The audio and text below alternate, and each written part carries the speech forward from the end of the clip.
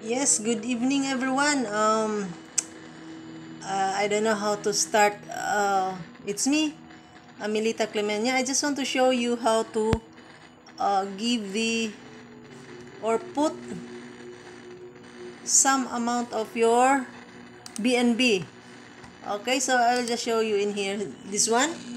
I know there are members or agents out there that don't know how to transfer this amount in here. So there's an instruction inside the blog, right? So we'll just follow it, so that would be easy for you to do the preparation of your SBC Gold wallet. So as you can see, or as you can read here,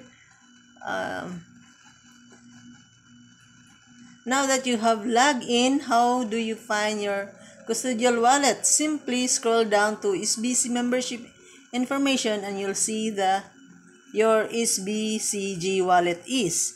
And then the link to BEC scan that shows the transaction history of your wallet. You can then copy the wallet address because that is where you'll need to send your BNB for gas and your USDT to swap for SBC Gold. So simple as that, guys. Just copy your wallet. Okay, I have done this a while ago because my cell phone did not work well. So here is the result. So I already sent my BNB to my wallet address, which is that I've copied from my dashboard.